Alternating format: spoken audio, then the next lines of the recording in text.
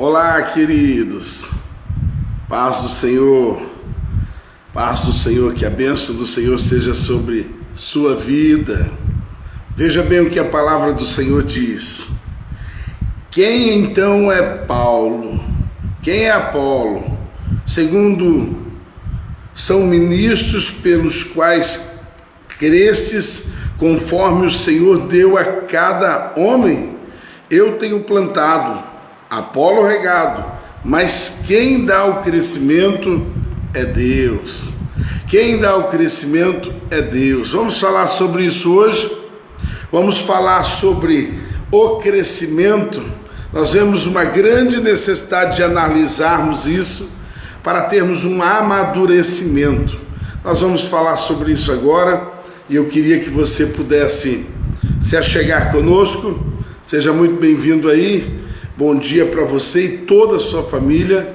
Que nós possamos ter uma boa manhã e uma boa semana. Hoje, dia 19 de abril. Essa semana tem feriado e a semana vai passar que é um tiro. O que é isso, hein? Como tem passado rápido as coisas. Muito bem, já que tem passado rápido e o nosso tempo tem que ser bem administrado, vamos orar?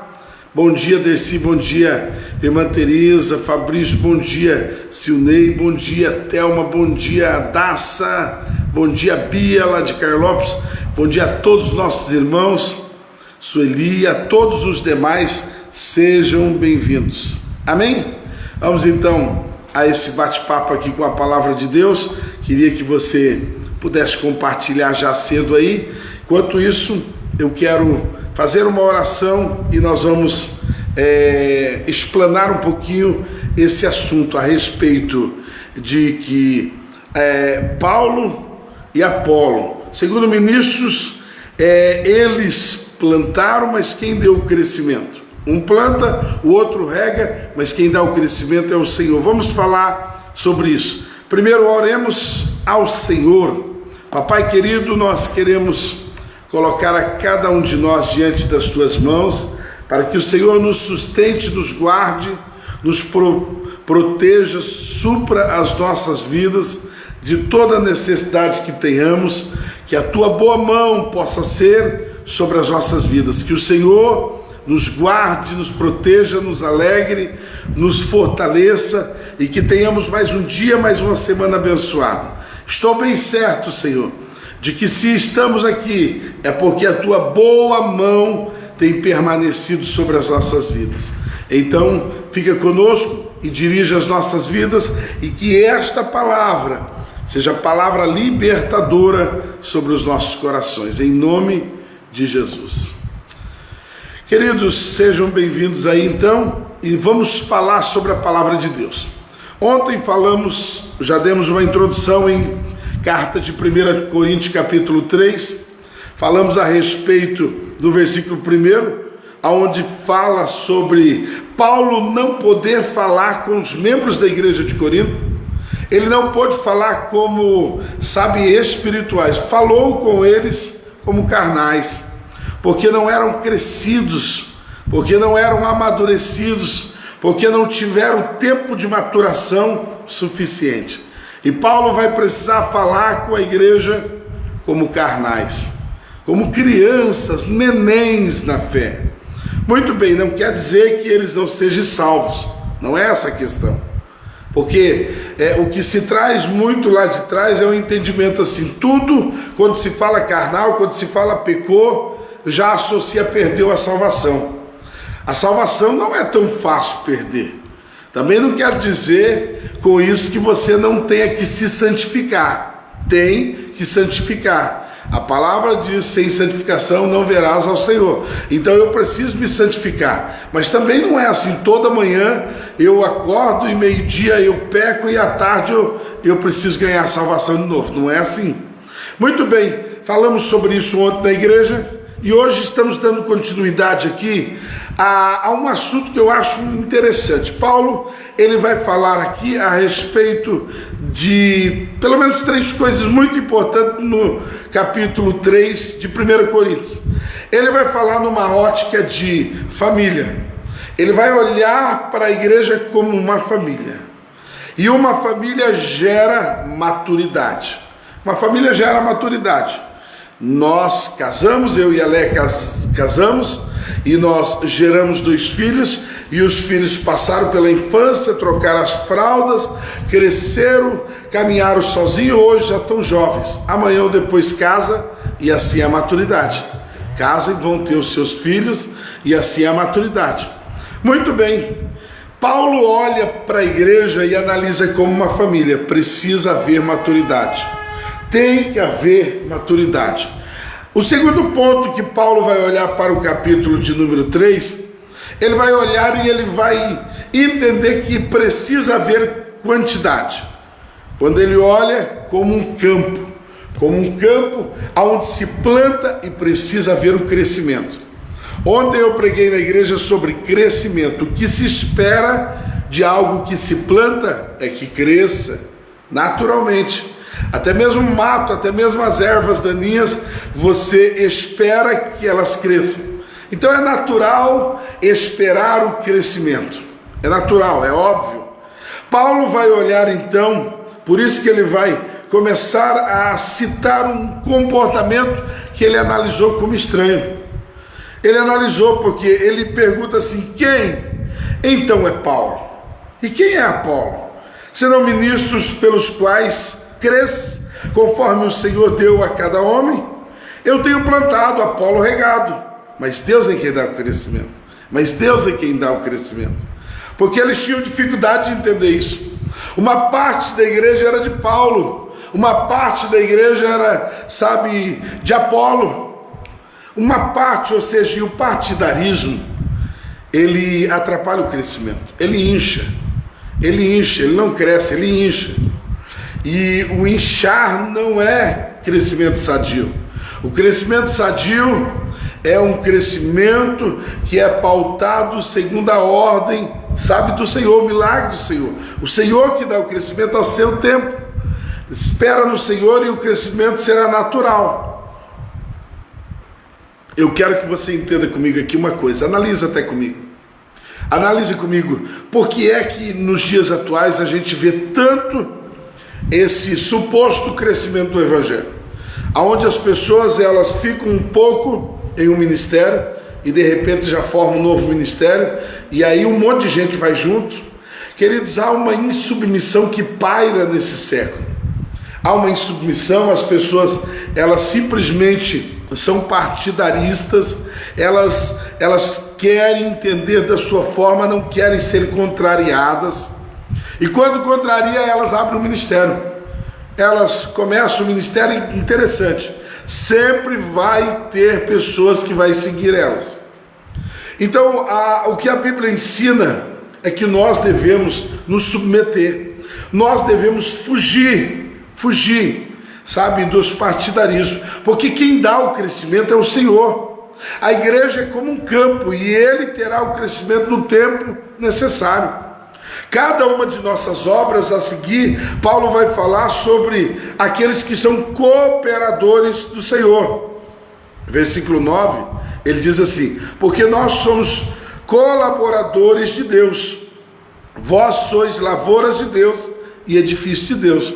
Veja que ele está comparando como como um campo, como uma lavoura do ponto em que alguém planta, mas quem dá o crescimento? Irmão, o que precisamos entender é que a igreja é cristocêntrica, e a igreja do Senhor Jesus, tudo precisa voltar-se a isso. Você vê as mensagens de muitas pessoas hoje, as mensagens são autoproteção à sua imagem. Você vai ver que pessoas pregam para se autovalorizar. Elas pregam para vender uma imagem. Qual é a imagem? E eu pergunto para você agora, qual é a imagem que você está comprando? Quando você ouve uma mensagem. Quando você ouve uma mensagem, aquela mensagem tem que ser defensora do Evangelho. Tem que ser defensora da Bíblia Sagrada. Tem que defender o Evangelho de Cristo Jesus. A mensagem não pode ser uma autoafirmação do pregador no sentido de proteger a sua imagem. E às vezes, para proteger a sua imagem, ele vai até a absurdos de dizer coisas que massageiam o ego das pessoas para ele se sair de bonzinho. Então, queridos, há um perigo hoje em que as pessoas estão se autopromovendo atrás da Bíblia Sagrada, se autopromovendo atrás do Evangelho. Então, não importa muito quem planta, quem rega, todos são um pacote só, todos fazem parte do Evangelho. Tanto o que planta como o que rega precisa fazer, sabendo que haverá recompensa para o seu feito. Haverá, já eu vou falar para você a respeito disso. Mas o que eu preciso entender é que essa recompensa virá. Mas quando eu fizer a obra do Senhor, eu faço, tributando toda honra e glória ao Senhor. Toda honra é devida ao Senhor. Se eu estou plantando ou regando, ao Senhor seja dada a honra. Se eu estou pregando, que eu defenda o Evangelho do Senhor. Se eu estou falando do amor de Cristo, que eu fale do amor de Cristo com a certeza de que Ele é o Senhor sobre as nossas vidas. Aliás, parece-me que muitas vezes há uma mal interpretação da Bíblia quando se diz respeito a isso. Quando disse inicialmente de que, quando se fala de crentes carnais, está se falando daqueles que não cresceram, daqueles que se tornaram, pessoas com alguma deficiência, e não cresceram naturalmente no Evangelho, não interpretam a Bíblia, não oram direito, não leem direito, não congregam direito, não dizimam, não ofertam, sempre oscilante. Está errado, precisa haver um crescimento, precisa haver um crescimento. Agora detalhe, você serve a Deus só pela salvação? Ou você serve a Deus porque Ele é Senhor da tua vida? Se você olhar para isso, você vai ver que no Novo Testamento, você vai ver que existe a citação da palavra, Salvador, 22 vezes. Então Deus é o nosso Salvador, e sim, nós temos que crer nisso. Mas o Evangelho vai anunciar, uma pregação de que devemos nos submeter. O que eu quero dizer é assim, você tem que ouvir a palavra de salvação, mas você tem que aplicá-la, você tem que obedecê-la. Você não pode só vir na igreja, ouvir e sair como se nada fosse pertinente a você. Eu preciso vir à igreja, ouvir a pregação do Evangelho e ser um cumpridor da palavra do Senhor. Quando eu olho para o Evangelho só como salvação, eu sou salvo e ponto. Agora não importa mais o que tem que acontecer, eu sou salvo. Ser salvo é bom? Muito bom, muito bom. Ser salvo é extraordinário.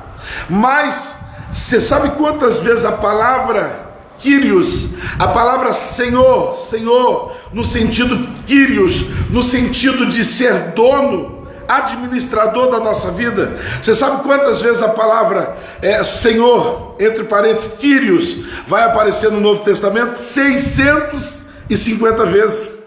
650 vezes. Então o Senhor está interessado em te salvar para que você o sirva, para que você aplique todos os mandamentos dele na sua vida. E tem gente que quer ser salvo só para ser salvo, só para sentar no berço esplêndido.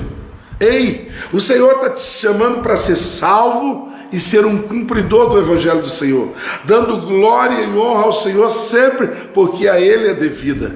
Você entendeu isso? Se entendeu? A nossa palavra está rendendo nessa manhã. Glórias a Deus por isso. Deixa eu ler aqui o versículo 12.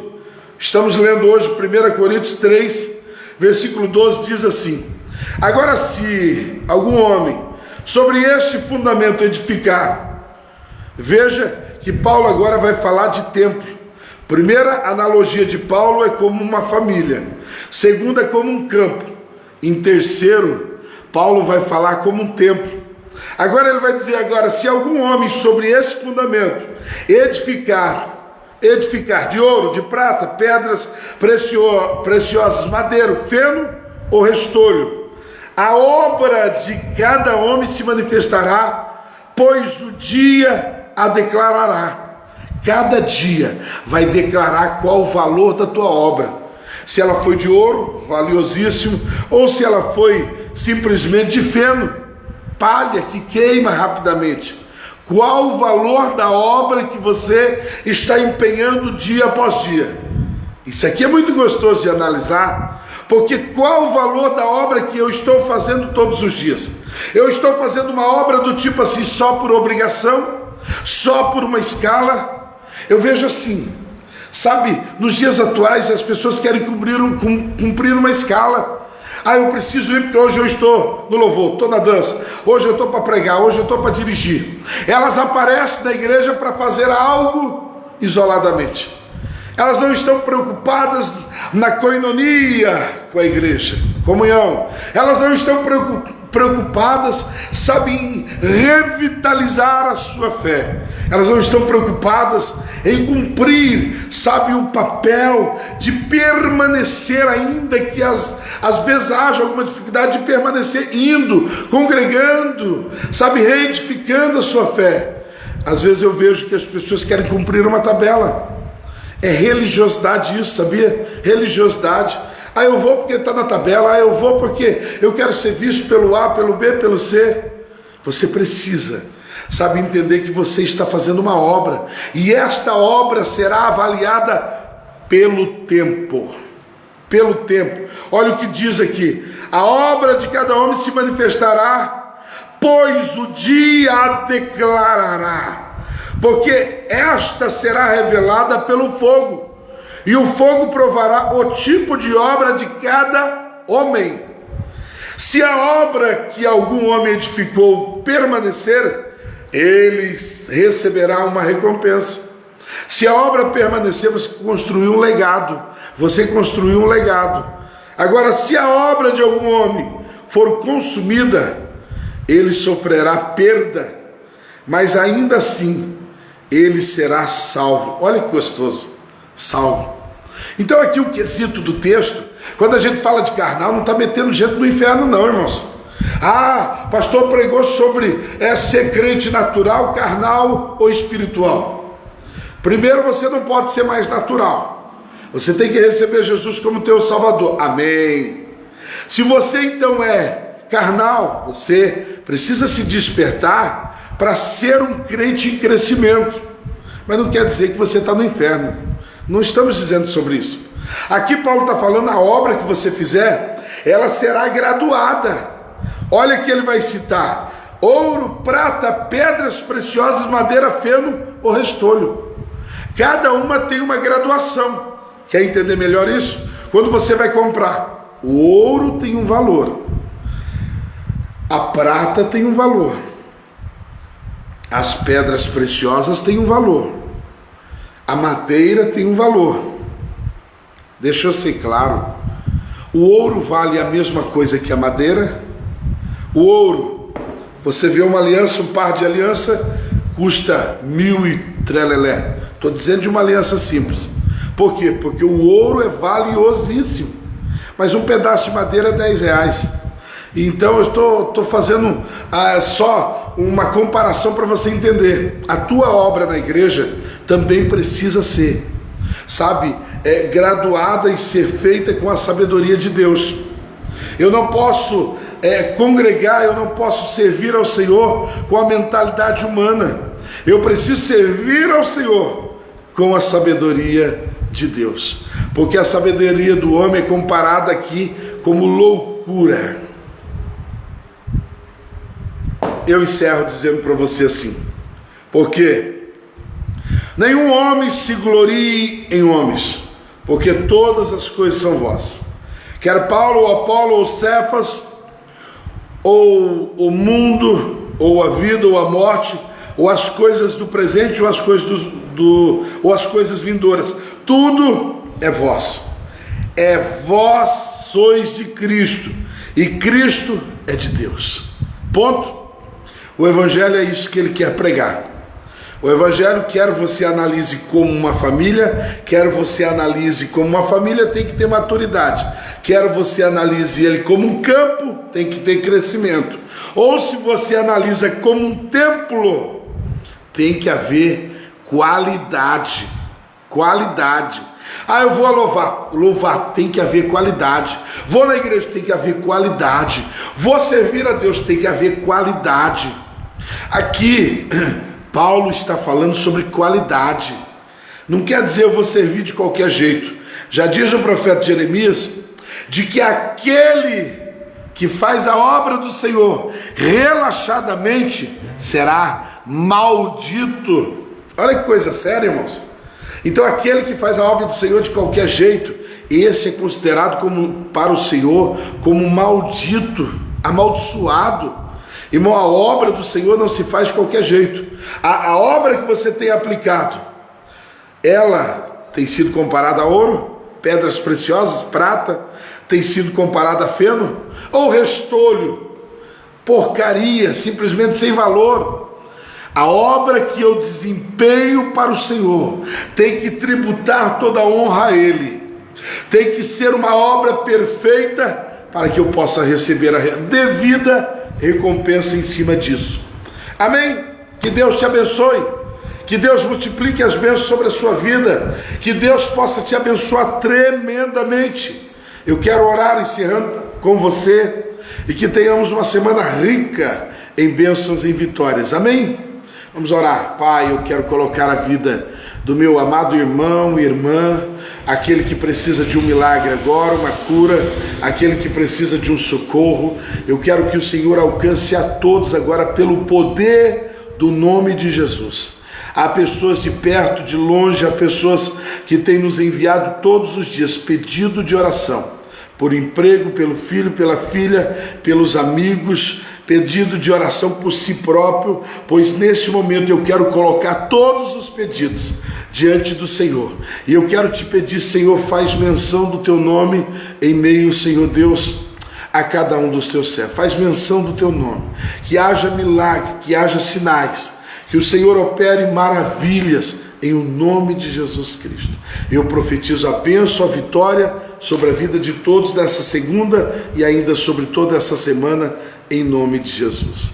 Que Deus te abençoe, que Deus multiplique a bênção sobre a sua vida. Se Deus é por nós, quem será contra nós?